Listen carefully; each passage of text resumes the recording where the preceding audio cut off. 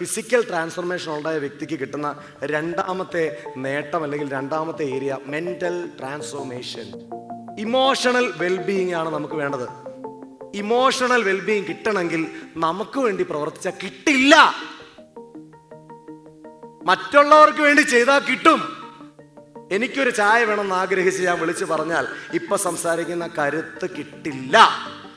നിങ്ങളുടെ ഉള്ളിൽ കയറണം, നിങ്ങൾ മാറണം, നിങ്ങൾ കിടിലമായി ജീവിക്കണം എന്ന ആഗ്രഹമാണ് ഈ ശബ്ദത്തിന്റെ പിറകിലെ സത്യം.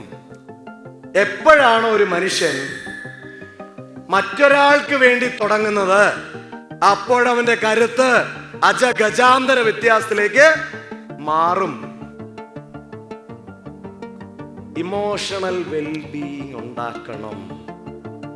ഉണ്ടാക്കണമെങ്കിൽ എൻ്റെ വീട്, എൻ്റെ കാറ്, എൻ്റെ ലോറി കിട്ടില്ല, പവർ കിട്ടില്ല. Very very important thing, mental wellbeing അല്ലെങ്കിൽ ഇമോഷണൽ വെൽബീയിങ്. Stress management.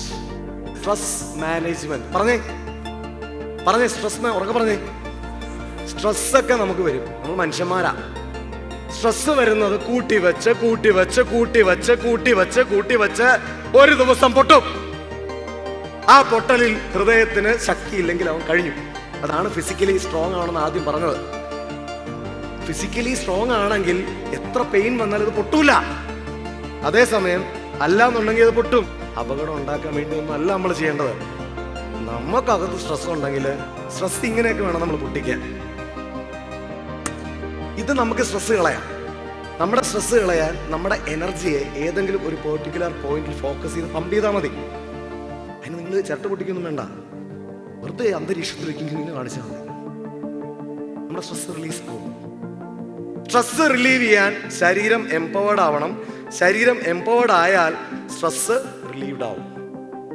അപ്പോൾ കൃത്യമായി സ്ട്രെസ് മാനേജ് ചെയ്യാൻ വേണ്ടി പഠിക്കുക. ഇമോഷണൽ വെൽബീയിങ്ങിന് വേണ്ടിയുള്ള കാര്യങ്ങളും നമ്മൾ ചെയ്യുക. അപ്പോൾ ഓട്ടോമാറ്റിക്കലി മെന്റൽ ട്രാൻസ്ഫോർമേഷൻ പോസിബിൾ ആവും.